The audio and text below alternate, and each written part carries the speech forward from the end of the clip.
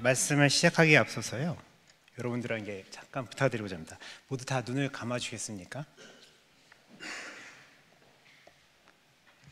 눈을 다 감아주시고요, 제가 말하는 대로 한번 따라해 보십니다. 숨을 한번 크게 한번 들어 마셔보시죠.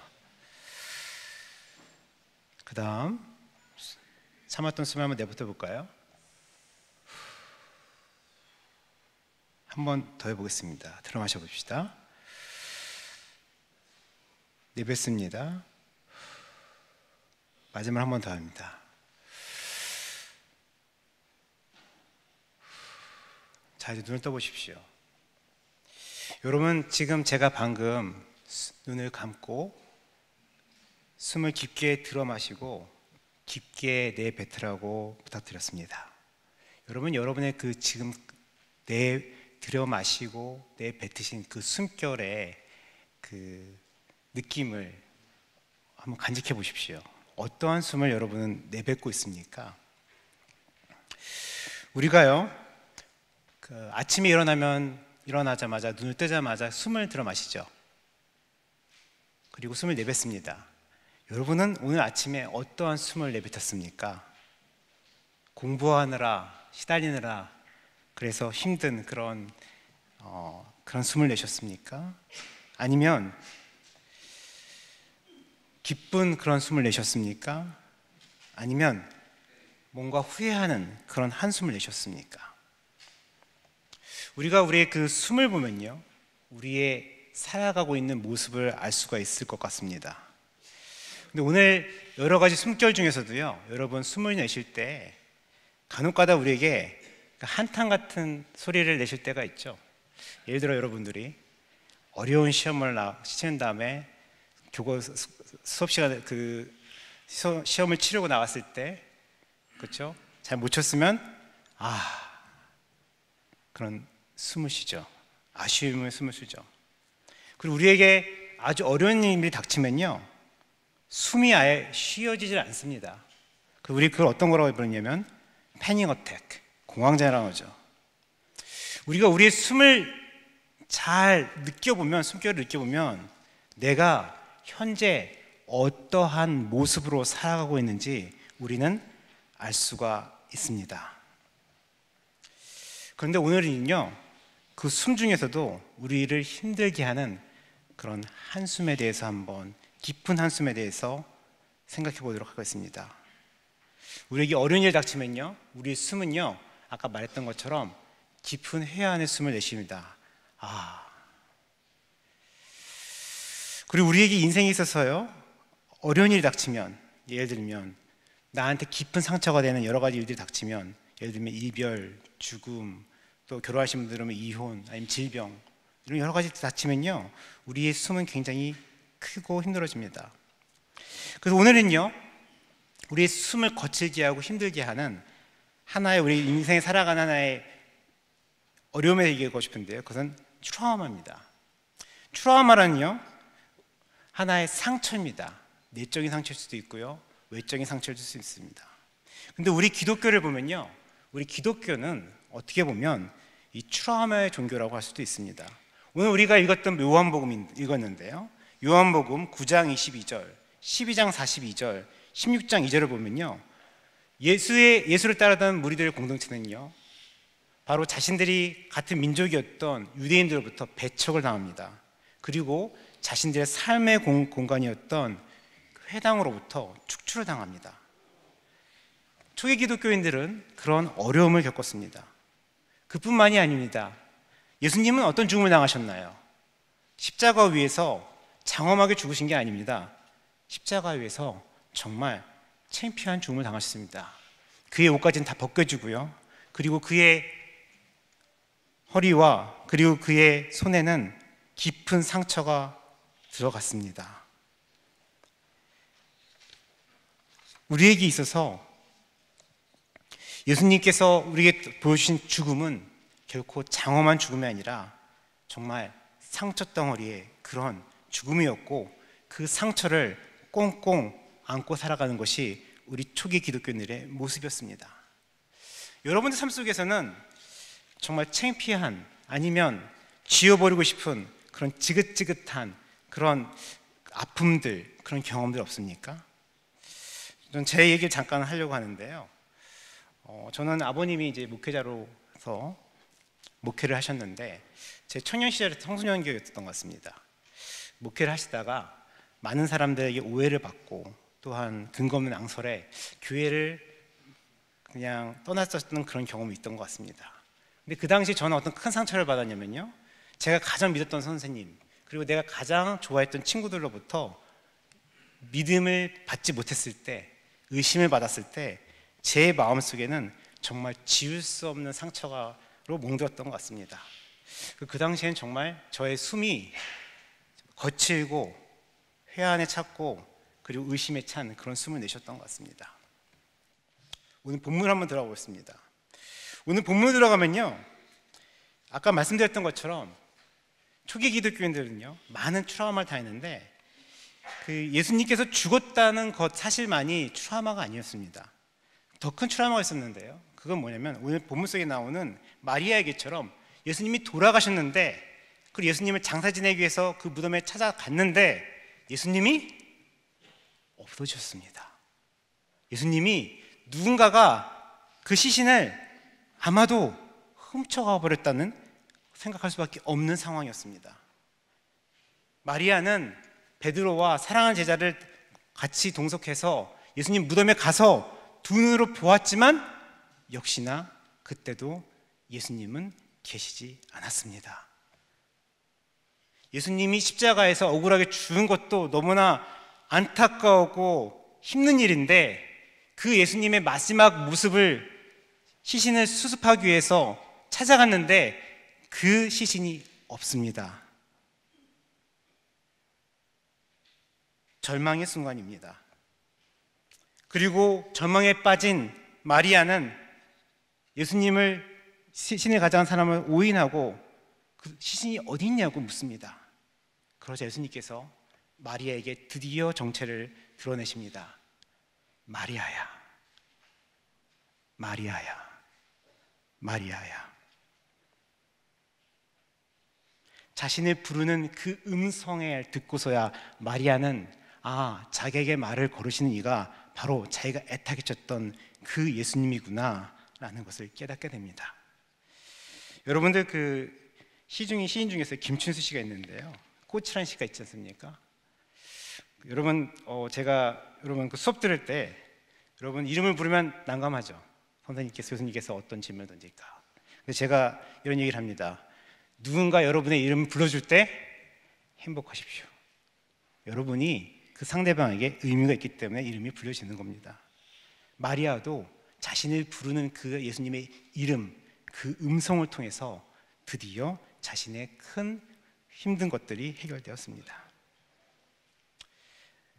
마리아는 제자들에게 예수님의 부활의 소식을 위해 전달합니다. 그런데요, 신기하게도요, 예수님을 따르던 그 제자들은요 예수님의 부활의 소식을 믿지 못했습니다. 그리고 문을 꽁꽁 닫아버리고 말았습니다. 본문에서 말씀하고 있는 것처럼 이 제자들은 마음속에 큰 두려움이 있었습니다. 예수님을 살해했던 유대인들, 그들이 자기들을 다시 공격하지 않을까, 그 두려움에 그 문을 꽁꽁 닫아버렸습니다. 그뿐이 아닙니다. 그들이 문을 닫아버렸던 건 두려워서 뿐만이 아니라 예수님이 살아나셨다는 그 소식을 믿지 못하고 의심하였기 때문에 그들은 두려움과 의심 가운데 그렇게 문을 꽁꽁 닫고 말았습니다.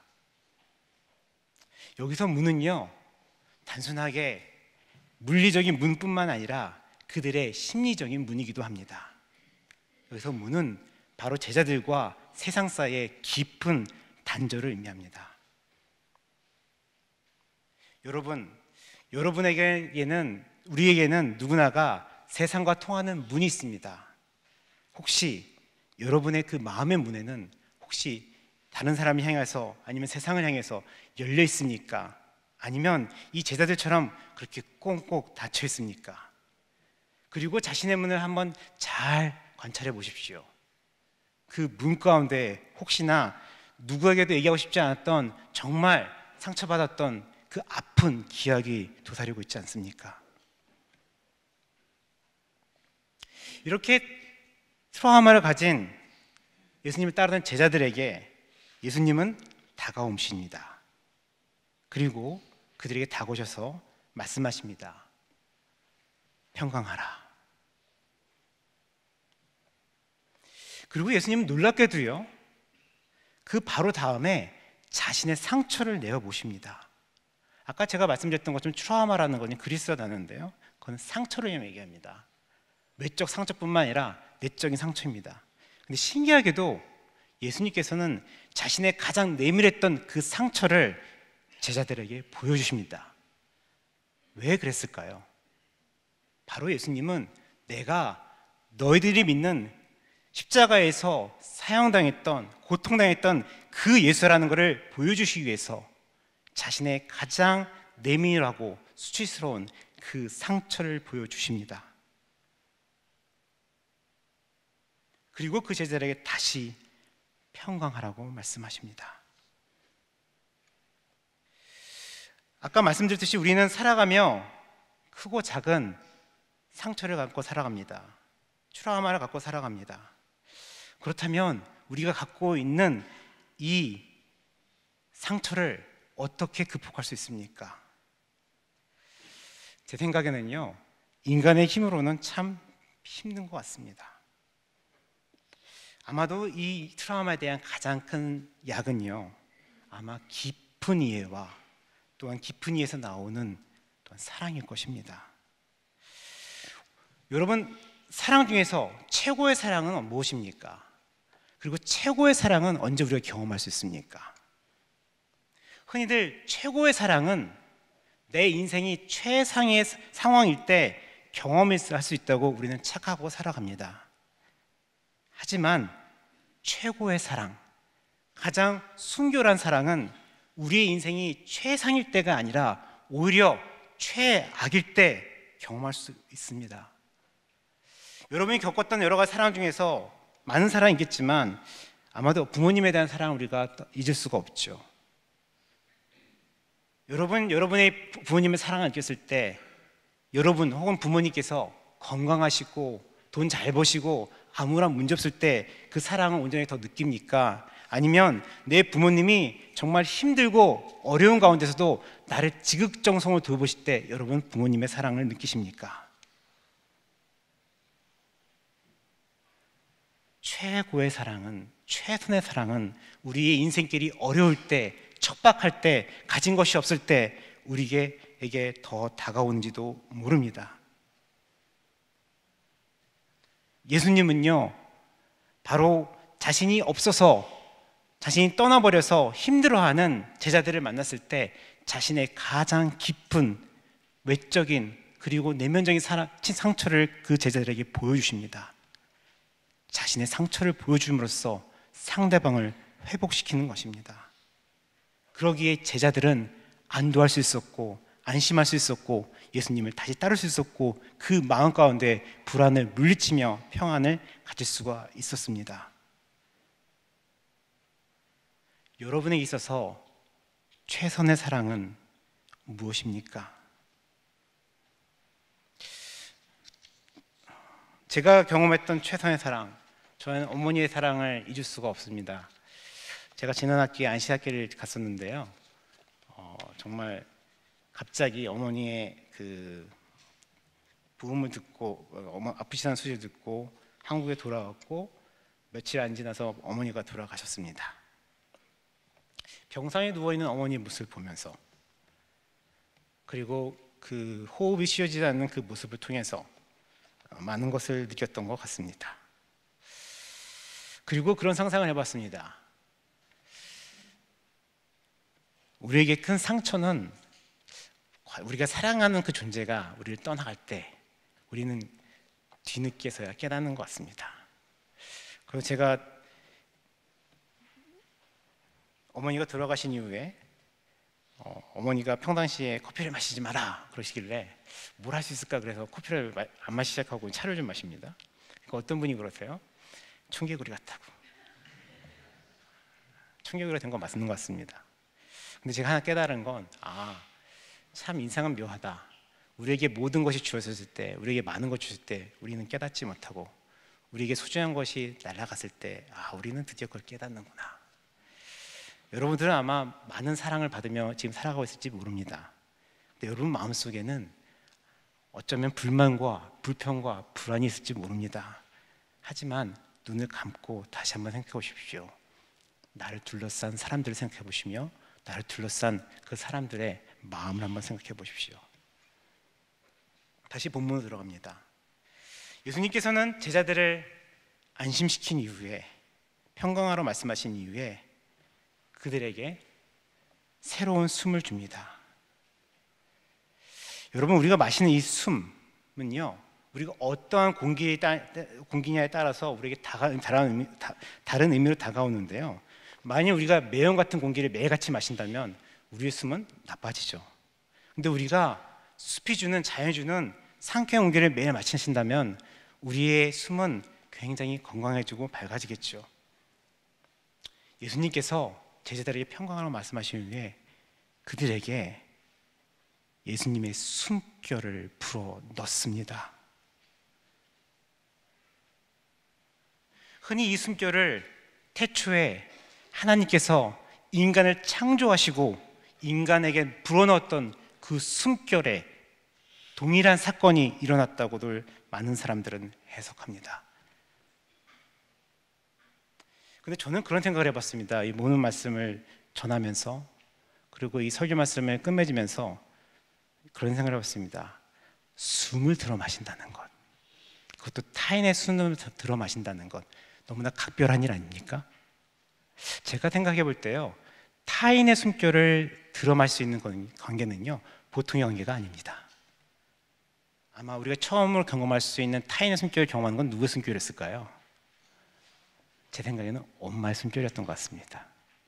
그렇죠? 여러분이 태어났을 때, 여러분이 갓 태어나서 배에서 엄마의 가을을 나왔을 때, 여러분들은 아마도 어머니의 그 가슴팍에 앉아서 어머니가 내뱉는 그 숨결을 들이마셨을 겁니다.